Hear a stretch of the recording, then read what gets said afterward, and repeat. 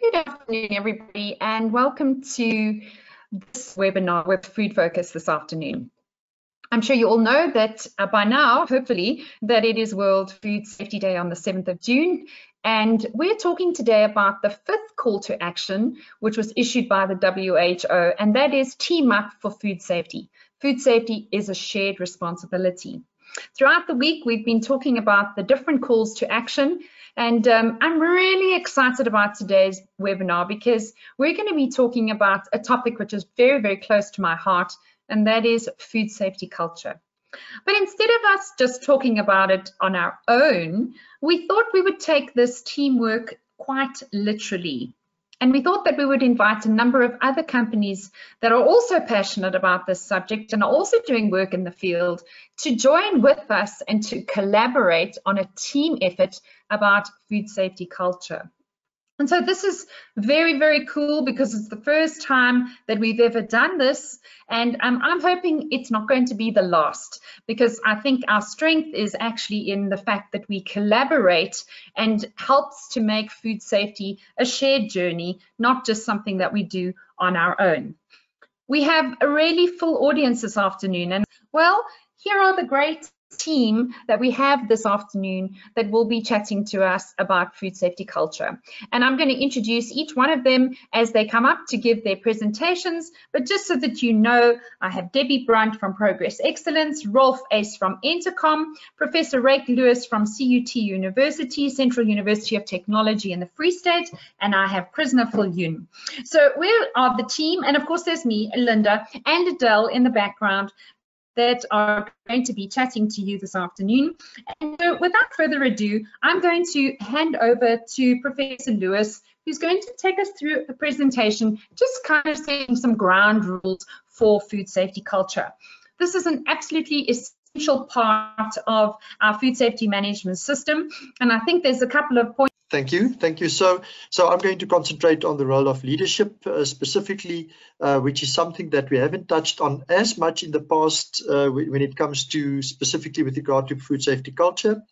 And I'm going to discuss specifically the following, briefly relate to food safety culture 101, what have we've been said all along, and then specifically relate to team dynamics. And then what I want to spend most of the time, my time with is our leadership situation in the food sector specifically, and what I think, and I would like to hear your opinions on this as well, as the leadership specifically on different levels about how we can pull through in situations like COVID and other situations like we are confronted with currently.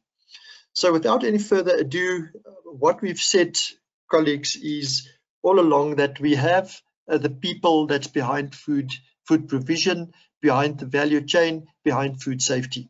We may have a lot of very strong chains, proverbial chains in terms of our systems and processes, and at the end of the day, it's the human aspect that keeps all of this together. And the irony with this is if the human aspect breaks, the whole chain breaks, which is so important. It just hits you when you think about that you can have very, very strong systems and processes, but all of that forms a chain. And if there's one aspect where the chain breaks, then you may find a food safety incident, irrespective of how strong the rest of your value chain may be. We've also said in previous presentations that this is not only a South African thing. We know that there's a lot of impetus on this worldwide. A lot of people in high positions, researchers, foremost individuals have started to talk about the role of the individual in food safety culture. We know about these people because we've heard them in the past speaking on this, the Chris Griffithses, the Frank Janasses, and so forth. And this remains, for me, the most well-put summary of what food safety culture is.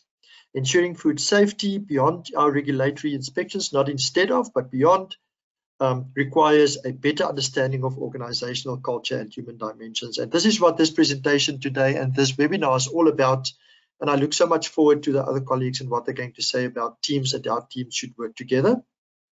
Maybe just something here very briefly about the principle of Ubuntu. We've got this nice word in South Africa that says, we are because I am because other people are, which is actually the principle of teams. And it would be ironic if we as a country that's got terminologies that is so strong in this, that we should work together as teams, if we miss this. And then specifically, I want to talk to about some principles of a team spirit and how that relates to culture. So very briefly, team spirit comes from the top. That has been, this is a direct reference I have. Team spirit comes from the top, and here the top does not just mean the corner office. It just doesn't mean the person that's got the line function of CEO or product manager or QC manager. From the top means here everyone in the organization that's willing to take a leadership role. Everywhere from mid-level management to lower level management, and even everyone that's willing to come forward and take some responsibility and take some leadership role. So when we talk about team spirit comes from the top, we're not necessarily talking about the CEO or the boss, but we're talking about everyone across your organization that's willing to take a leadership role. Very important. And this is what we've been advocating, and I'll come back to this just now in terms of what the COVID outbreak maybe have on this, is that we've said that there should be leadership. Leadership should be visible and clear in these times, although it should not be dictative. And this slide just shows our conventional view of leadership, which is important. Your conventional leadership styles, normally routine related, bottom line orientated, very strong in goal setting, very strong in monitoring and evaluation, autocratic, dictating, bureaucratic sometimes. But at least it is a leadership style. But now the question that we are asking is, what happens now in the VUCA environment? And I don't know, colleagues, whether you've heard the term VUCA. VUCA is now emerging in the leadership sphere, which says, what does leaders do when there's an environment that is volatile, uncertain, complex, and ambiguous? And how do you lead in situations where VUCA is around? And I don't think we have got a much better example of a VUCA environment than the COVID-19 outbreak. And how do us as leaders lead in the food industry in an environment like today? Because we know that it's not business as usual. If you thought that it is business as usual, I could have used a lot of different slides. We've got industries where people now work with masks on, there's social distancing being maintained even on the shop floor. We've seen big challenges in the US with regard to the meat industry and so forth. So we know that we are in a VUCA environment. It's not business as usual anymore. And I just took some quotes about some of the trending activities that's currently impacting on the food sector. We see a disruption of formal food chains. Logistics are being stretched. Vulnerable groups are specifically at risk. We've seen labor issues coming to the fore. A while ago, I've heard a lot of complaints about whether we should use, or comments about your normal procurement matters and the role of BEE and so forth in the environment where we've got food, stretched food supply. We see that the feeding programs in the country are under strain. We're seeing amongst some of our businesses negative coping strategies such as dumping, panic buying, and so forth. Adaptive consumer trends to avoid gatherings, and reduced movement, and that also impacts trade. So it is not your normal environment, it is a VUCA environment. And now the question is that I want to ask as an opening question to introduce the rest of the discussions today is, with this in mind, how does our teams look and how does our leadership look? Because it's not business as usual. So I've taken this quote from old, I think this was somewhere was mentioned in Shakespeare, that says extremis malus extremis remedia, which means that when there's an extreme disease or an extreme challenge, you need an extreme remedy, which just means in plain terms, when things are going tough, your response should be tough. It's not business as usual. So these are the new leadership challenges that has been coined by the World Economic Forum and also the United Nations Impact Report. These are the things that leaders are going to be confronted with in the new era, and also with COVID now. We are looking at new questions with regard to the environment, the economy, the ecology, geopolitical, societal. There's the whole thing of renewables. You cannot just, have a business anymore. You must look at your carbon footprint. You must consider that. We have knowledge workers. We don't just have workers anymore that just takes yes for an answer. We've got diversity that we need to contend with. Equality we must observe. There should be gender and generation sensitivity that we must observe amongst our staff members. There's things like artificial intelligence, robotics, the 4IR, the Internet of Things, 3D printing. The other day, I've been in a presentation talking about fixating proteins from CO2 with renewable energies. So it's a new environment. It's not business as usual. And then, of course, very importantly, emerging disease. That is currently that we're experiencing and that we'll have to manage.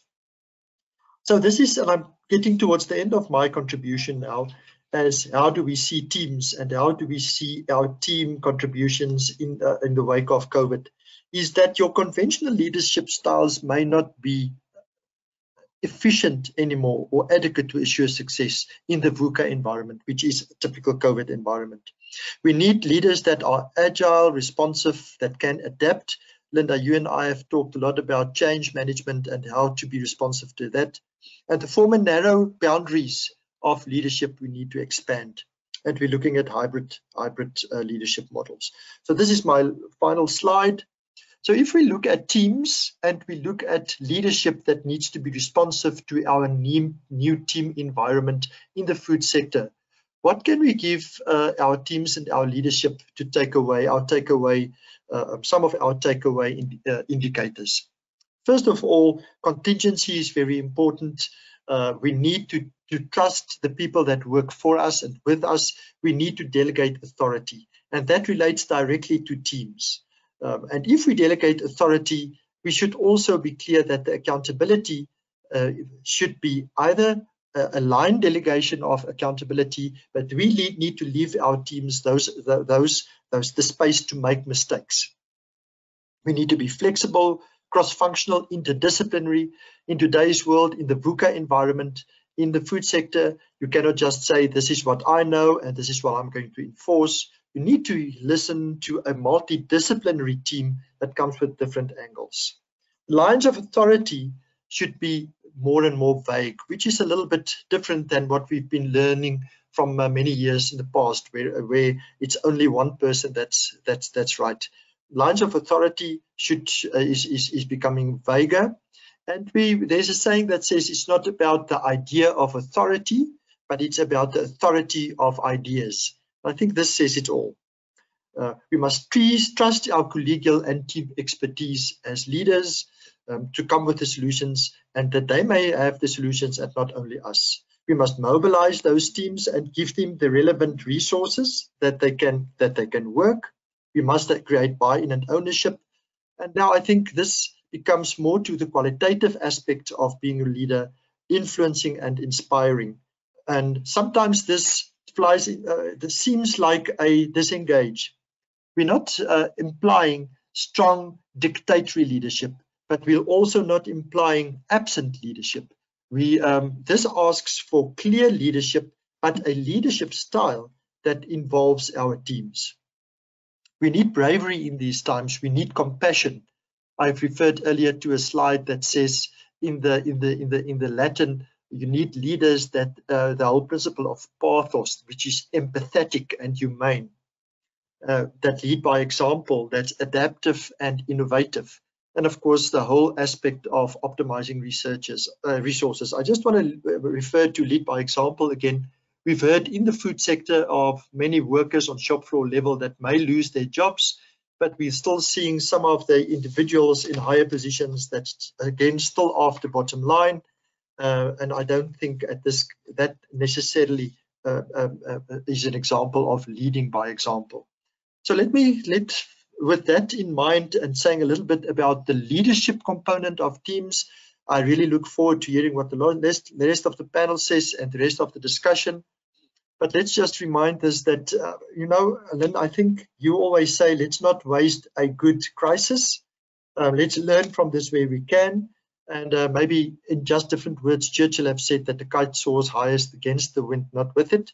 And again, good leadership is about influence. It's not about absence, but it's also not about dictating all the way. So with that in mind, let's hear what the rest of the colleagues says. And thank you so much for the opportunity, and looking forward to engaging further. Thank you, Ryk. I think at the end of the day, what you're saying with, I now have Debbie Brandt, and Debbie says she's a food safety ambassador. She's also a proud executive of Progress Excellence Training and Development. She's been in the food industry probably also too long, but in the last 15 years, she's really been focused on growing and establishing Progress Excellence as a food safety training provider, both locally and internationally. She says she has a passion for food safety, but more importantly, a passion for people. And she's able to actually live this passion out every day and inspire others to do the same. Debbie, we can't wait to hear about employee engagement. We've heard about leadership. Now you tell us about the employee engagement aspect. Over to you.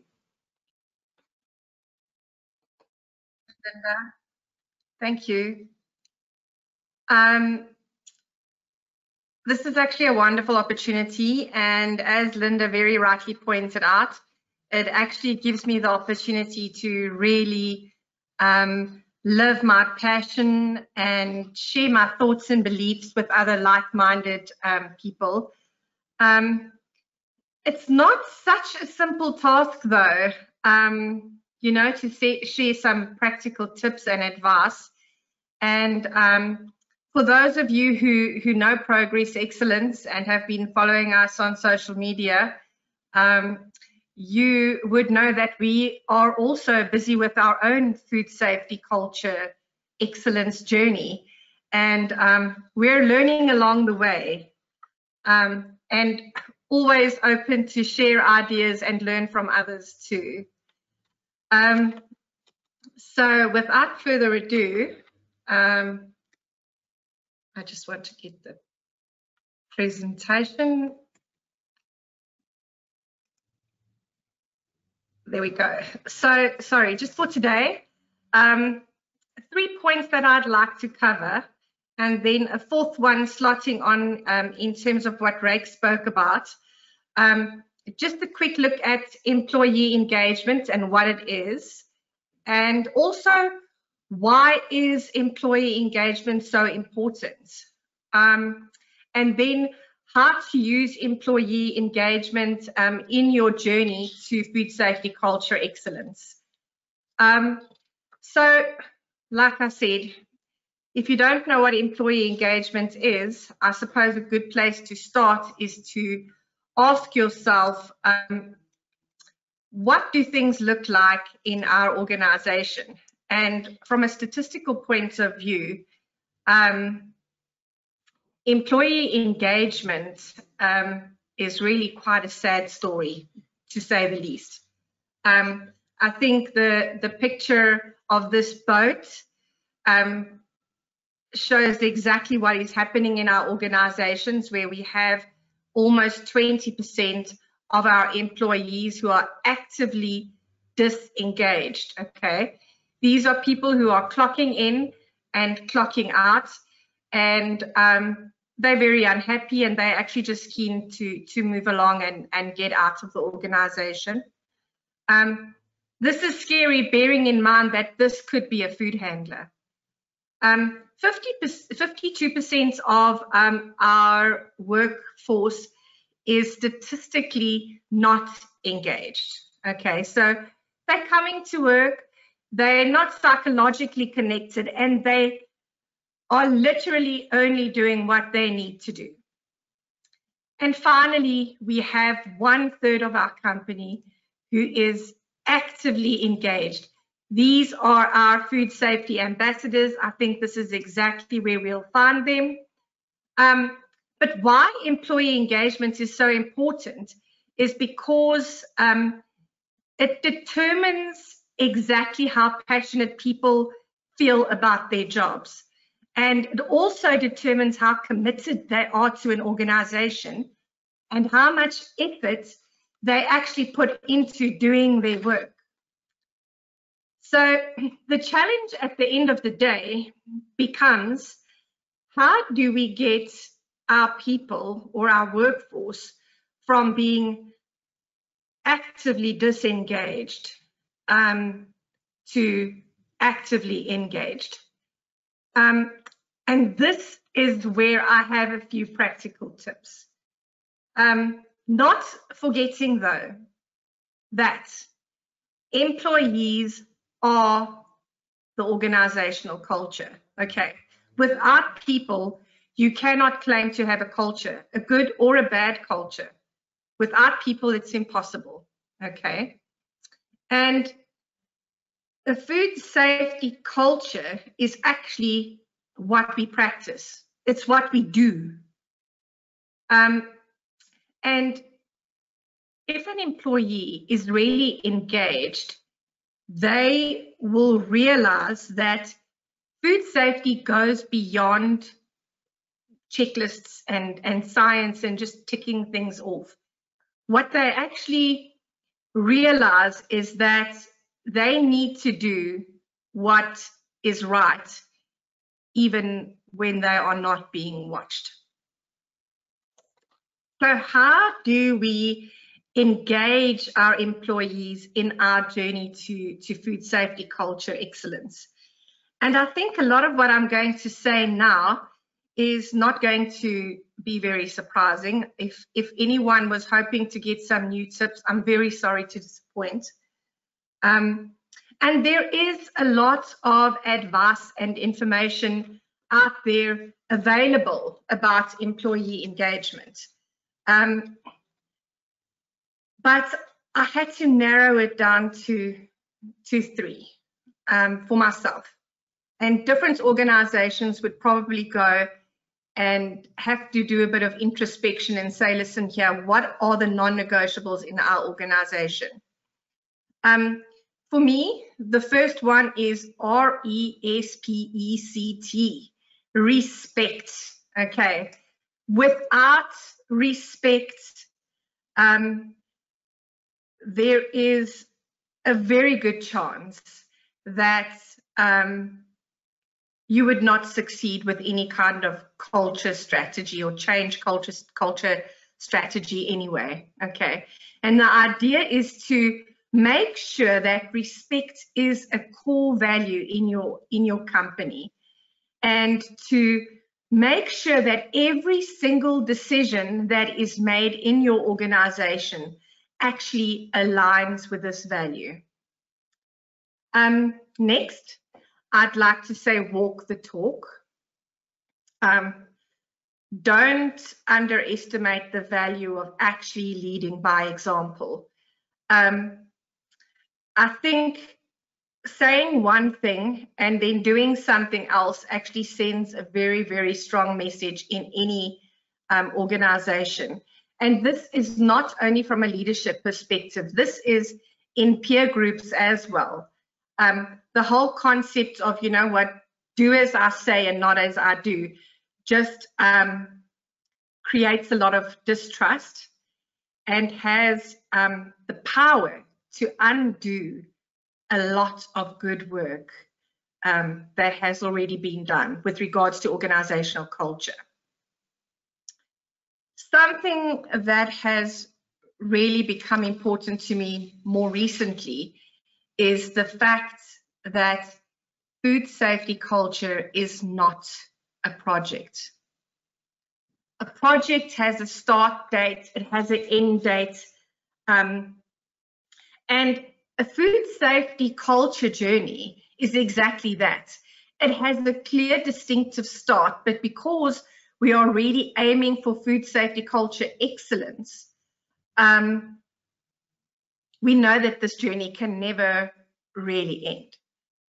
And the moment we treat food safety culture as a project, basically what happens is we create the impression that, you know what, they'll get over this. It's just, you know, the new flavor of the month. When something else comes along, don't worry. Food safety culture will like you know, fall in between the cracks and it'll all be forgotten. So those are my 3 absolute have-to-dos in terms of food safety culture excellence. What I did think, though, I thought it would be very valuable if I could share some, maybe a few do's and don'ts with regards to employee engagement. Firstly, find different ways of doing things. And by this, I mean, I think from a food safety culture perspective, we're kind of ground in our ways where we are afraid to try different ways of doing things. The first thing that comes to mind is a food safety culture survey. Don't get me wrong, I think it's a fantastic tool, but sometimes the information extracted from the survey model that you've used is impossible to interpret. People feel intimidated by the process. And what I've really found amazing, if you can just open your mind to different ways of doing things, is just brainstorming as a team, what are our organizational core values? And taking those values and looking for actions that can actually be developed and implemented to support these values and to strengthen them in the organization.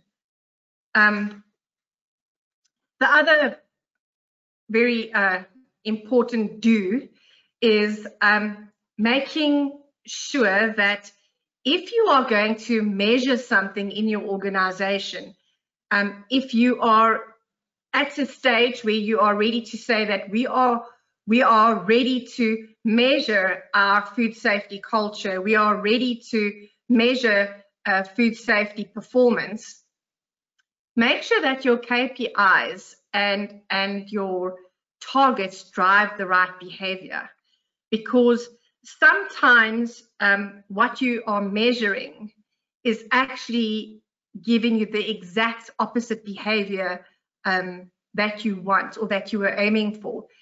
And we found this very often in a production environment where there's a lot of pressure to get a certain amount of throughput in terms of production, but absolutely no emphasis on, let's say, hygiene or cleaning or food safety related aspects. So think very carefully before you start to measure. Finally, in terms of a do, I think it's really important that we make it as easy as possible for people to follow any of the rules that we have. And the point that I'm trying to make here is, if you've made rules, make sure that you have the resources in place to support those rules. I also think it's very important that we try and actually catch people doing things right for a change. So instead of really hammering on, well, you've done this wrong and this is a mistake, rather to catch people doing things right and reward and recognize them for this. Obviously, there can't be a whole lot of do's without a couple of don'ts. So I'd be failing in my duty if I didn't mention this. Stop trying to fix everyone else and start by fixing yourself. That would absolutely be one of my absolute don'ts. You have to make food safety culture a personal thing before you can make it an organizational thing. I'm a strong believer that food safety culture is absolutely contagious. Those of you who know me, you will know that it's my mantra. I believe that positivity and your attitude can actually rub off on other people, whether it is positive or negative. And I really think the emphasis here is about changing your own attitude first. Okay. The next point I'd like to say is a point that Ryk also just briefly touched on, is never ever forget that your employees are actually human beings. Okay. Machines don't feel, but humans do. And if humans are engaged and they feel that their best interest is considered, if they feel respected, they will continue to grow. They will innovate, they will over-deliver, because that is what humans do. They will delight, and they will certainly evolve, which is actually what the food safety culture is all about. The last point that I want to make also slots in with one of the do's, and this is the direct opposite of I want to say, probably from a food safety perspective, we've kind of honed our skills to always look for the mistakes. And it is important. I mean, fundamentally, a food safety management system is about fixing mistakes and fixing problems and keeping our customers and consumers' best interests at heart. But having this attitude in an organization does not motivate people, okay? And I actually heard a very interesting saying yesterday on the radio. The person said, don't ever mistake movement for progress, okay? And just let that sink in a little bit, because sometimes we are so impressed because we see some movement, but that movement is not necessarily a sign of progress.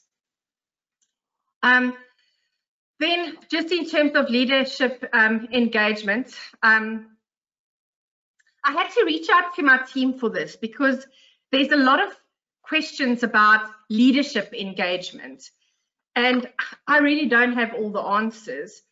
But I reached out to my team and I said, listen here, what do we say about leaders? How do we get them involved? And I think a lot of time, top management, they just don't know what food safety culture is about, and they don't know what to do. And it's our responsibility to guide them, okay? I also think that QA managers must learn to delegate, which means that we need to start pushing our leaders. And by this, I mean actually forcing top management to chair management review meetings and actually become actively involved in aspects of the food safety management system. Before I carry on, I have to make sure that you know that I mean no disrespect in terms of what I'm saying here in terms of leadership. Especially with this third one. We need to use actual food safety incidents to emphasize the importance of a food safety culture. In other words, we have to scare them, okay? And I believe if we can just bear this in mind, we are already on our way to changing the food safety culture in our organizations. Okay, so from my side, thank you very much for the opportunity, and I'm looking forward to the question and answer session later on. Thank you very much, Linda. Thanks, Debbie. There's some really interesting points I can't wait to tell you about or talk to you about. I've written down loads and loads of questions here and comments. So I think we're going to have some very interesting discussions just now. That was absolutely great. I'm now also very passionate about what you do. You've been in the food industry since 2008. I very much like the fact that you say that you facilitate people to simplify thinking and communication in order to get to the answers themselves and to reach their full potential in unique and authentic ways. I love that, and I'm looking forward to your presentation. Krisna, it's over to you. Thanks very much for being with us today. Thank you, Linda, and thank you also for Ryk and Debbie. I can already see we have a few touching points, which is a golden thread, which I will also touch on. Yeah, so my topic today is then what makes a team work. And really, I want you to switch on your brains, like Caroline Leaf says, and apply the thinking. So I will be discussing 4 developmental questions today. The first one being, how do team members see each other? How does it start with me? How do we make others feel? And how do we actually invest in our teams? And yeah, I think if you look at this picture, there are both ways to it. You can either see a shark or a goldfish there. And I'm so glad Debbie and Ryk actually touched on leadership, because I think there's a big mentality, boss mentality, that should be changed. A real mind shift should be made between having a boss versus a leader. And touching on leadership, I think it's important that anyone can be a leader inside a team, and it's not a hierarchical structure, but rather a team effort. So I think the important question is, how do team members see each other? And we had the opportunity, FoodSafetyExcel, to conduct food safety culture surveys where 1,500 participants actually participated from different companies in South Africa. And I would just like to share some percentages with you to state the fact that people don't think that they are a team. 42% of all employees that we have surveyed feel that departments don't work well together, and 30% of employees feel that senior management do not actually visit the factory floor and talk to them often enough. And that brings me to my next question, being, how does it start with me? And I'm so glad Debbie said that, fix yourself, because I think it's important that food safety culture starts with me or with you. So how does it then start with me? And I think it's important to discover your personal brand, who you really are, what you believe in, and how you live it consistently. So when you have a personal brand, this builds trust in you, because your team knows what you believe in and how you are going to conduct yourself. This then gives you the authority to be who you are in every situation, which will then result in building a reputation of you, so your team should know what to expect from you. And I think it's important to also build your personal brand. It's not something that you build and then you forget. You know, you actually keep on developing it. And building your brand is the minimum standard then accepted by others in any context. So the term personal brand should actually be a very well-known term, and it should become a well-known term for you and your team to form a platform of teamwork. So yeah, I think I will refer back to some of the stats that we find in the surveys, where we ask people how they feel about certain aspects of food safety culture, and 45% of employees feel that their colleagues are not supportive of each other in terms of food safety and quality. So how does it start with you? You create and establish it through your behavior, regardless of your level of intentionality. You are the custodian of food safety culture. You decide what is important or not. And it is maybe time to control, alt, and delete yourself. control yourself, alter your thinking, and delete negative thoughts. This brings me to my third question. How do we make others feel? So the number one feeling of all individuals in the world is a sense of belonging. If you experience a sense of belonging, you would naturally want to engage. And this is also where Debbie touched on. She talked about employee engagement, and I want to agree with that. As soon as staff are engaged, productivity will definitely increase, and in the end, it can then affect the bottom line.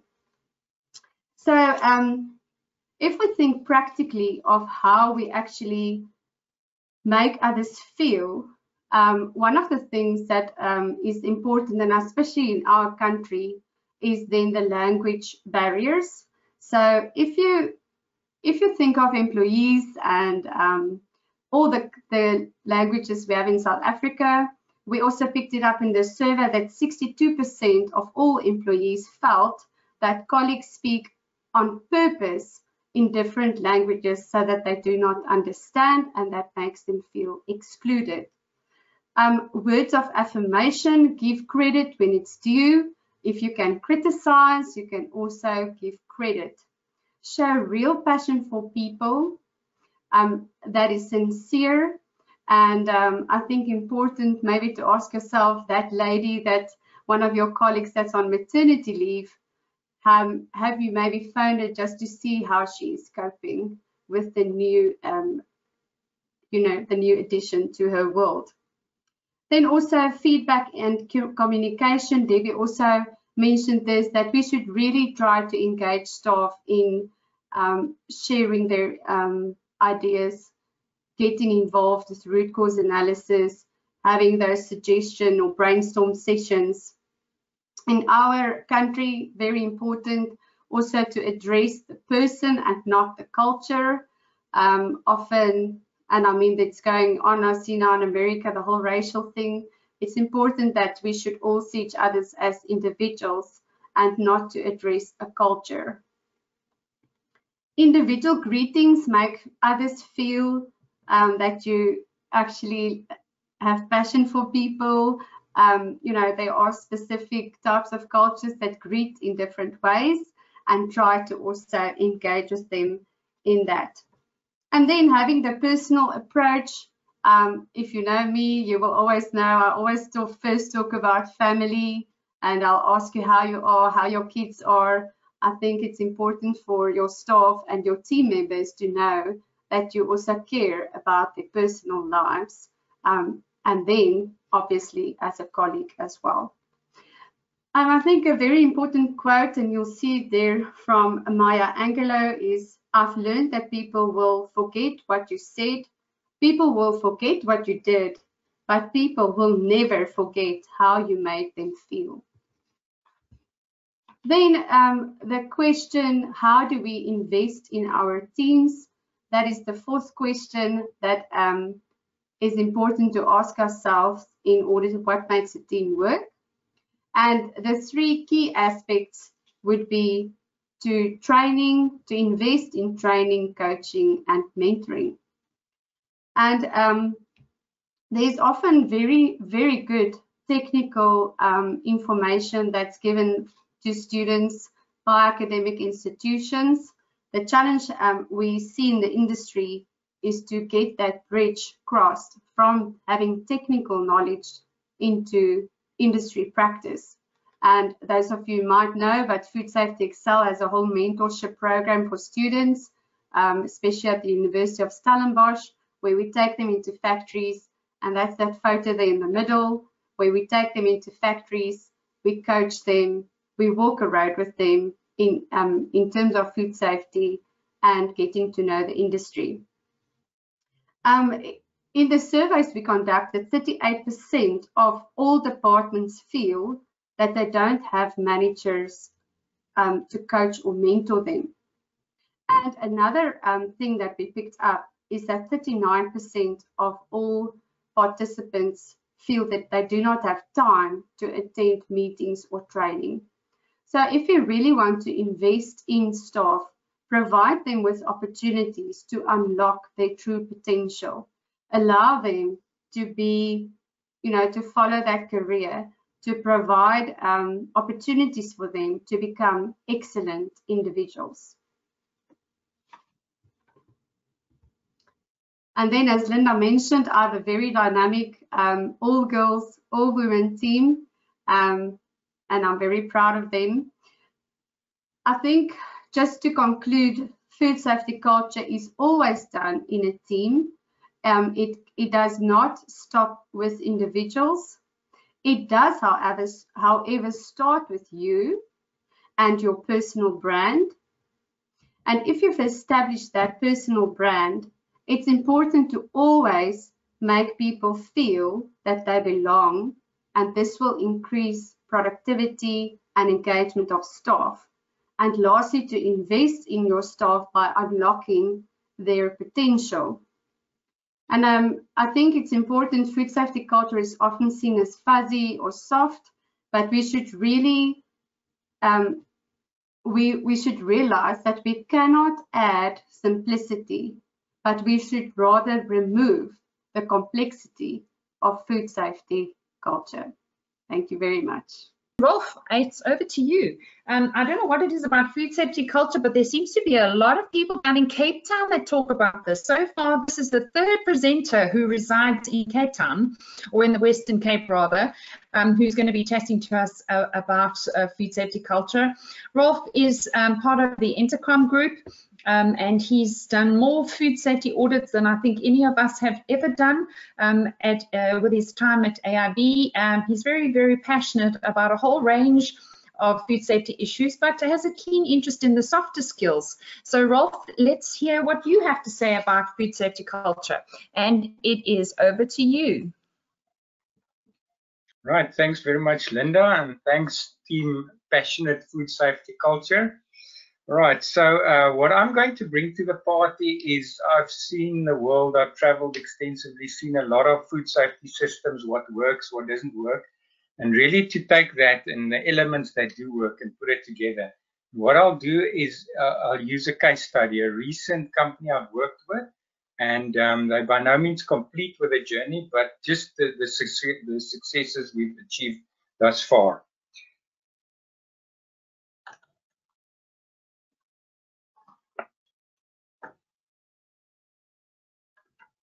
All right, so let's start, and my esteemed colleague Ryk alluded to this, the COVID-19 situation at the moment. Now, these days, it's food safety culture can mean the difference between life and death, or culture in general, occupational safety culture as well. Company culture can mean the difference between life and death. What do I mean by that? Now, food safety culture can help you not have customer complaints or doing better in your audits, those kind of things. But if you don't have a culture in terms of COVID-19, you're going to get into real trouble and people can lose their lives. Now, the single biggest risk now in food industry with COVID-19 is not the door handle that's not sanitized or the person not wearing their mask correctly. It's that person coming in knowing they're sick, they're positive for COVID-19, and then they start working and they keep quiet because they don't want to be ostracized, and then they spread it to everybody else. Now, if you don't have a strong culture, you know that is going to happen. So now it's no longer nice to have. We have to look at these things. Right. So I'll talk about, as I said, a case study. And it will summarize what all the other colleagues were saying about strong leadership, just engaging your employees, getting buy-in from everybody, executing your plans properly. And I'll do it in the form of a case study. So this is a medium-sized condiments plant here in the Western Cape. They've got about 80 people working for them, and how they start of their journey towards food safety culture. All right, so the thing is they didn't think they have a problem. they were forced to look at food safety culture by the retail customers. And the opportunity came in sort of March when things were quiet, because nobody really buys condiments now with lockdown and so on. So their business was quiet and they were looking for something to do. So they thought, all right, let's look at food safety culture. And they started on the journey and they approached us. But what I did differently this time is, I've worked with varied success with companies with food safety culture plans, but this time I brought in an executive business coach, change management catalyst, a person that really understands personalities, that can work with executives, can pull the punches, knowing about relationships in companies, know where the issues are, and very important, company politics.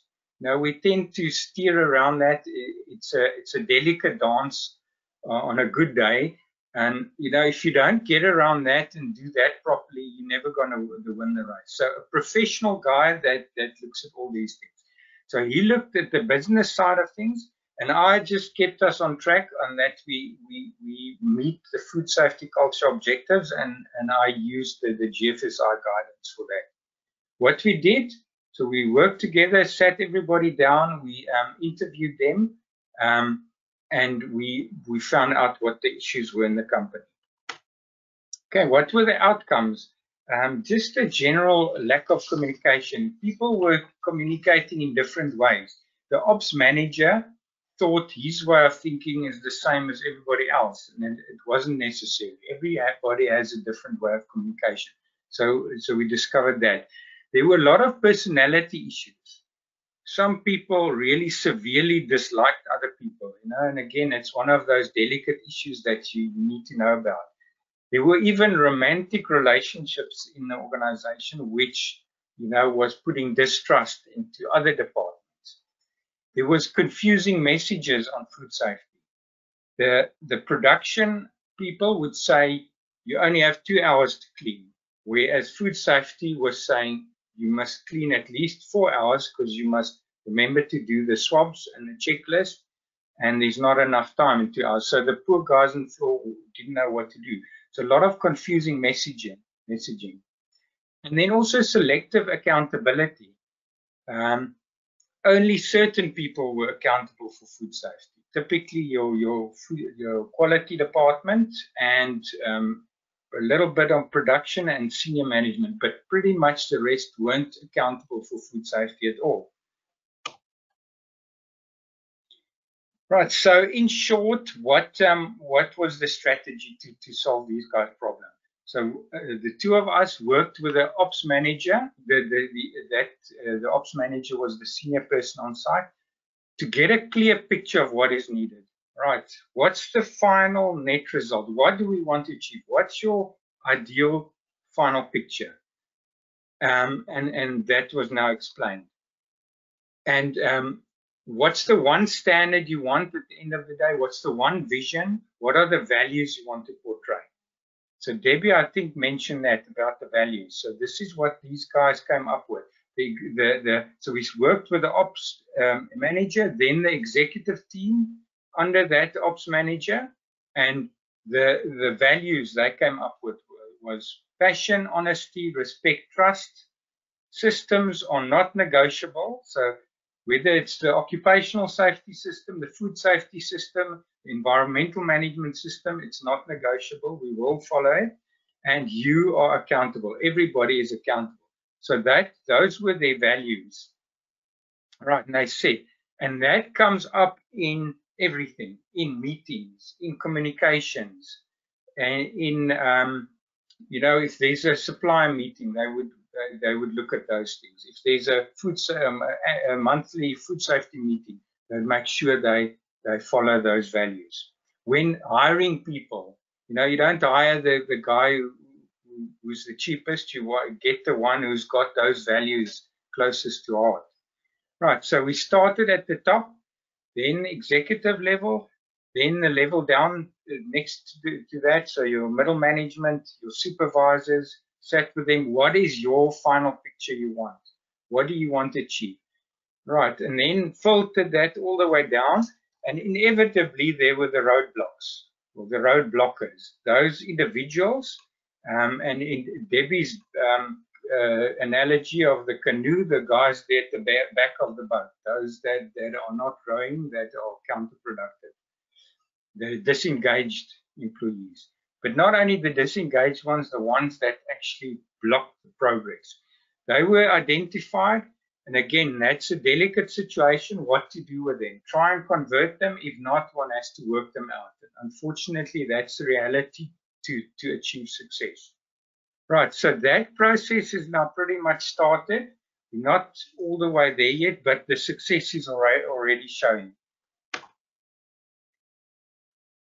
Other things we did was to improve the communication, to not get mixed signals on communication. And one of the things was to introduce a MDI system, a management for daily improvement system.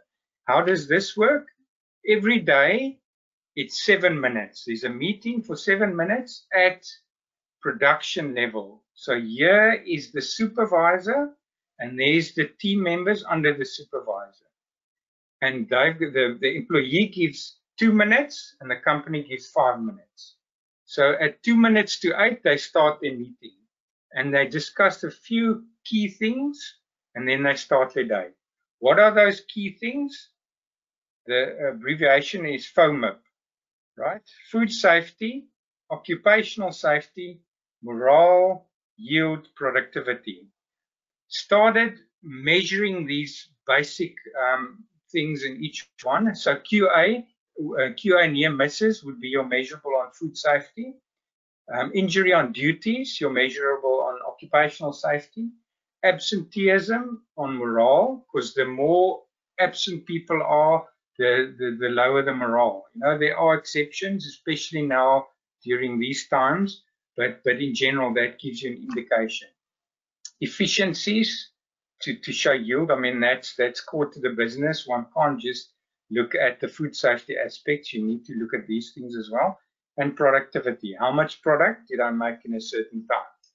Right, so these were measured, simple measurements, and that was communicated, and the supervisor bought into the process, and he now explains you every morning how we're doing on these things.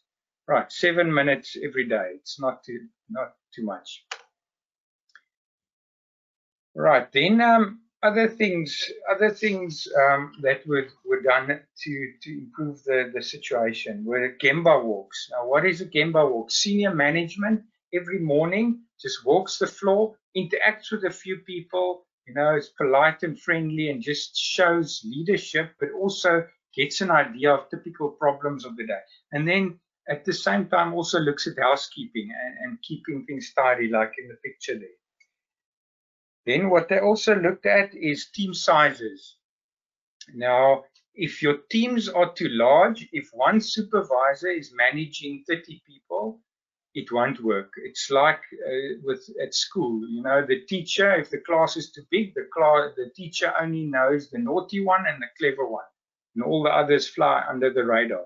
So getting those team sizes right is also on the agenda. And then the accountability for food safety, starting with basic job descriptions. Everybody's got at least a job description or a key performance indicator or something, and in there is food safety. It's not just a selected few. Then a very nice idea they came up with was value cards. Those values I mentioned earlier, the respect and the honesty and the systems are not negotiable, that were printed onto cards. And then whenever they interacted with each other, or there's a meeting and somebody drifted off and waffled onto something and it was encroaching on respect or honesty or something, then you've got the right to show your card. Listen, these are our values. We're drifting away from our values. And then hiring practices. Yes, just to the HR is committed now to any new person they hire. Not that there's a lot of hiring now, but in future, we'll make sure they hire people that with values aligned to the companies, because once they're in, it's a difficult situation to get them out.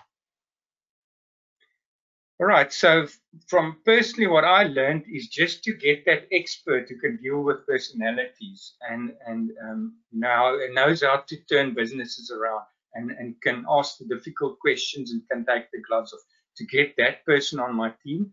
So that really helped.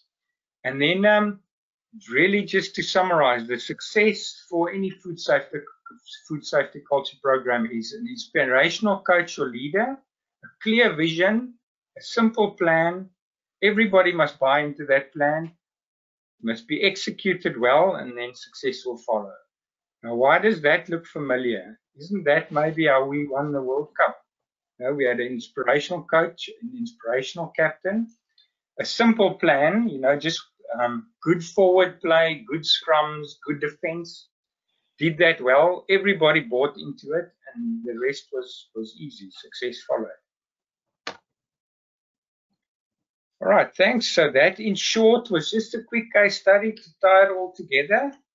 And I'd like to finish with this quote from Douglas Conant.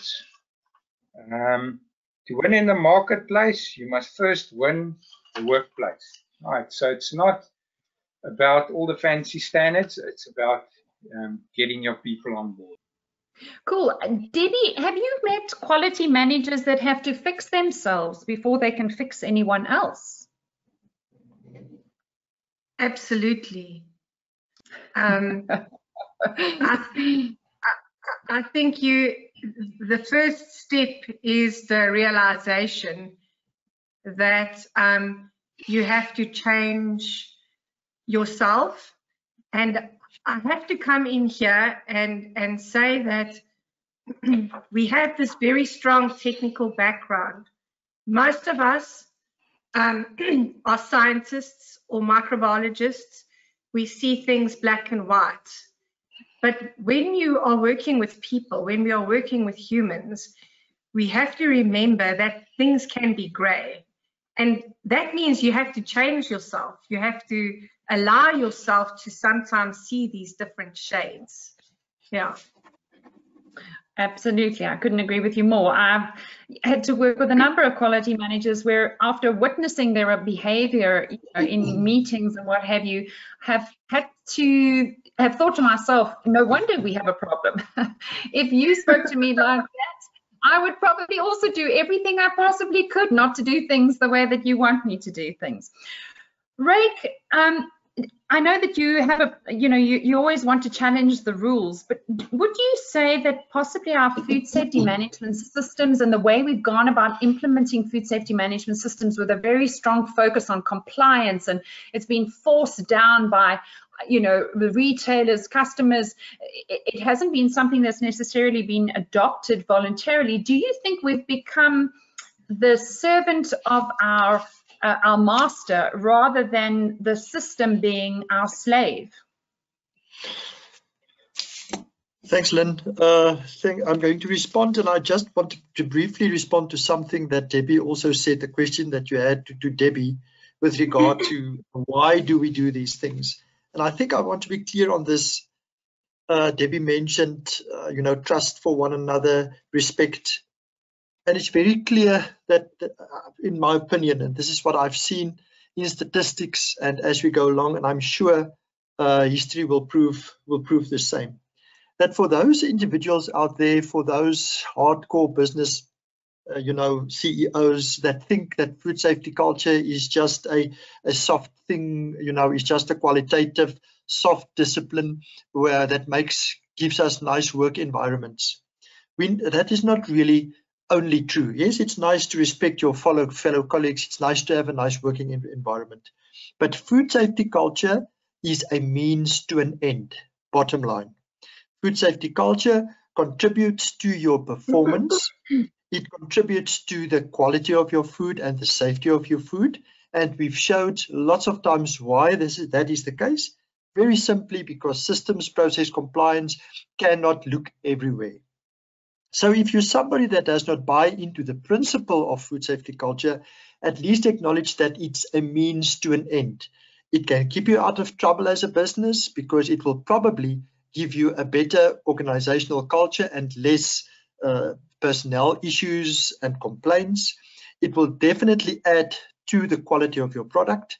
So and at the end of the day, it will add to your bottom line. So that's something I wanted to add, that we must be very clear about, that food safety culture is a means to an end, apart from just being a nice colleague. Secondly, you mentioned the role of QC systems, of compliance, of regulations, of audits, and so forth. I think we should be clear about that, and I've shown it in the slides of Janna's, is that food safety culture is something beyond your compliance, not instead of your compliance systems. So if you've got just an overly pedantic focus on food safety culture without the relevant systems, then it is like that picture of the human that I've showed, but there's also no chain. The two should go hand in hand. Whether they have been out of balance a little bit, whether there's been too much focus on some systems and processes, I wouldn't know that. I can only speak for food safety culture, and for that I can say that I think this has been the element in the value chain that's been lagging, and I think we should increase this definitely. Whether the compliance systems and the rules and regulations have received too much focus, I cannot say, but that it is definitely important. That is true. Absolutely. And I think in some cases, I think Debbie made the comment about making things easy. Perhaps, and even Krisna emphasized the importance of simplicity. And I think perhaps in some cases we become our own worst enemy because of our need for attention to detail as quality practitioners. Perhaps we've made things overly complicated. And because we've made them overly complicated and haven't thought about the implications of implementing some of these requirements, perhaps we have created a rod for our own back.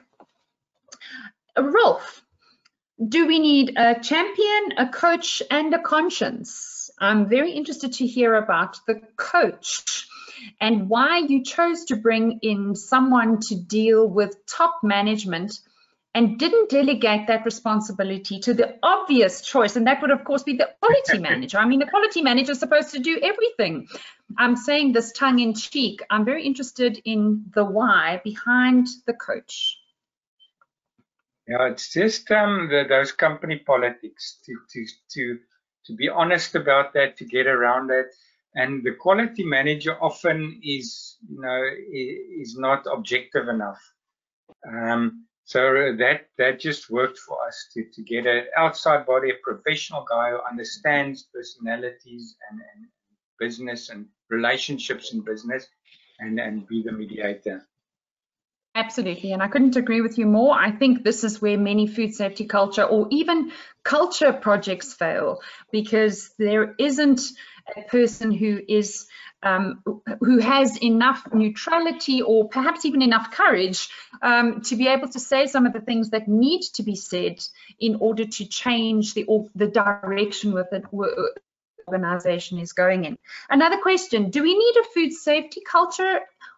Do we need food safety culture excellence, or do we need culture excellence? Rolf, what do you think? Having worked through this process, how closely, how much was food safety and how much was just organizational culture? Yeah, it's actually all intertwined. I mean, you can't just have food safety culture. It's all linked together.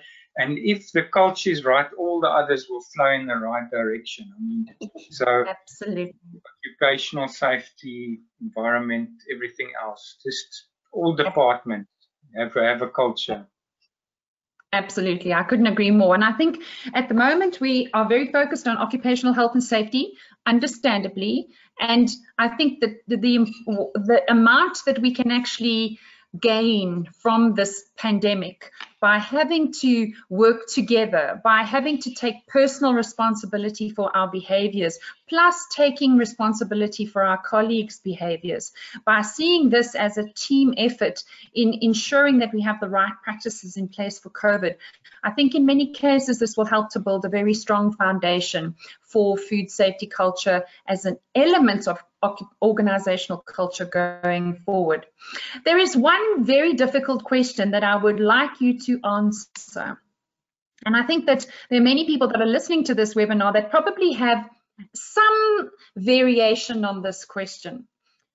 I'm delegating tasks to top management, like you said, for example, chairing meetings, but there's no response. The work isn't getting done. I've used all the scare tactics with real problems, but there's still complacency and laziness in the inverted commas from top management. Due dates are useless. External audits keep being picked up. What must I do? Okay. Anyone want to answer this question? Rolf, you go first. Okay. Right. So first thing, you talk their language. Their language isn't food safety and science. Their language is money.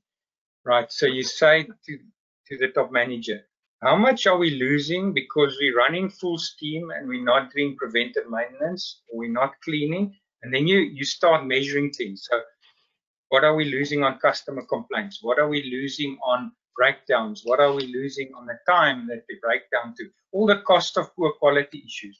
Start measuring that. And then you say, right, if we got a good food safety culture, we can save this, and that adds up to so much.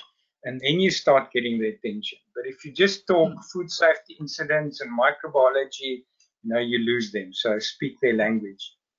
Okay, Krisna, what would your advice be?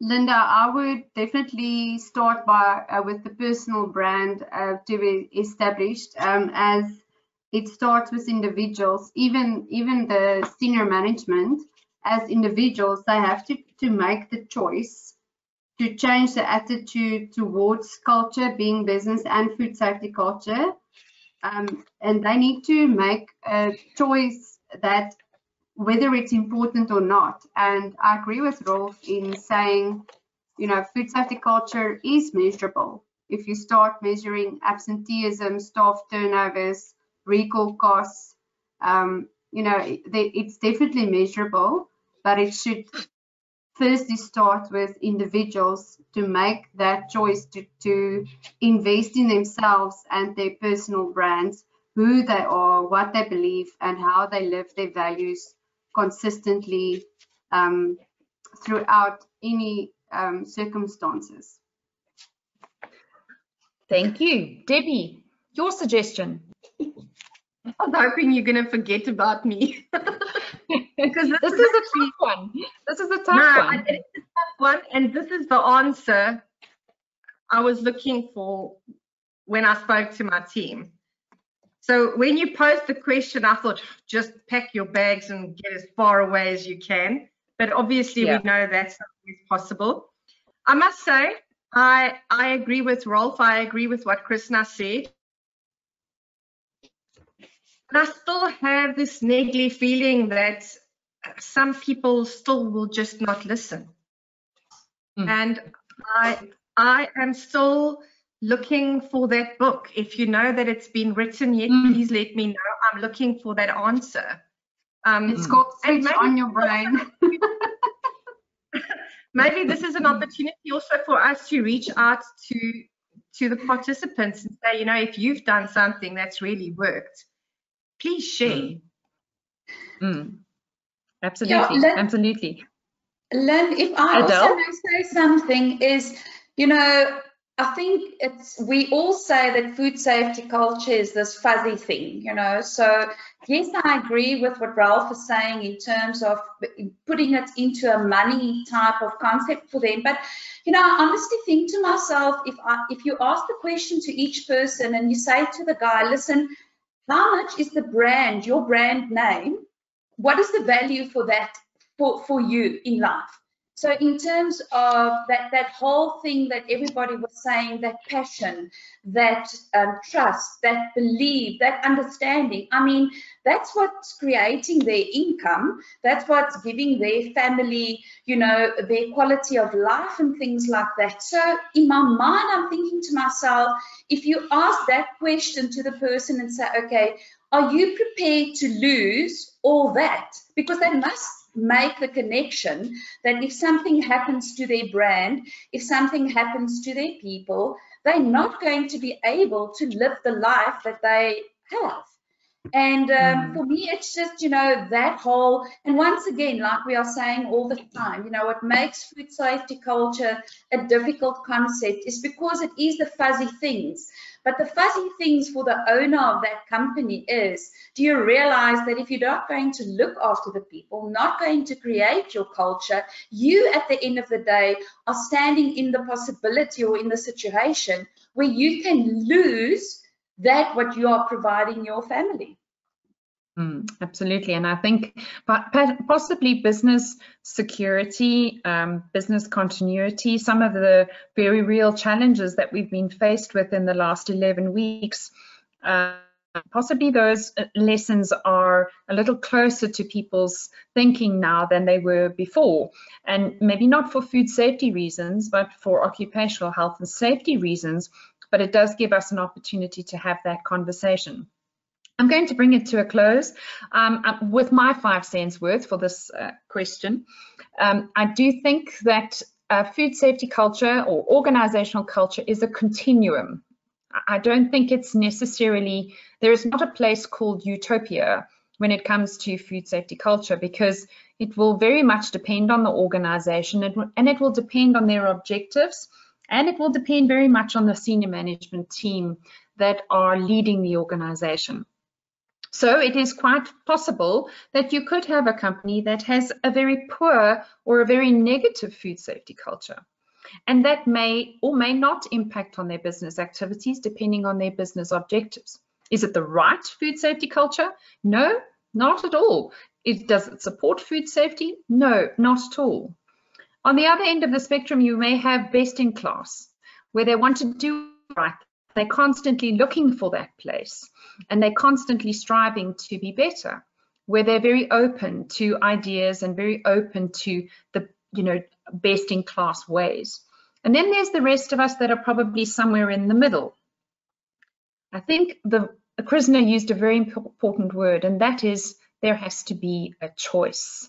For an organization to change their culture, it's either intentional. There has to be a choice and a very focused change management strategy, just like Rolf highlighted in the activities that he's been involved with. Or the organization will change very slowly as a result of the people that come and go and that actually create that culture. I think the challenge that we're faced with is, do we need to make a change in order to ensure that the safety of our product is protected? And if our culture is preventing us from that performance, then we should be very open to changing it. But senior management ultimately will have to make that decision. I have to say, in my career, and I'm sure that the others will agree, there have been times when I have said to a quality manager, I suggest you look for another job, because you're not going to change this particular organization. Something else will have to be the catalyst for change within this organization.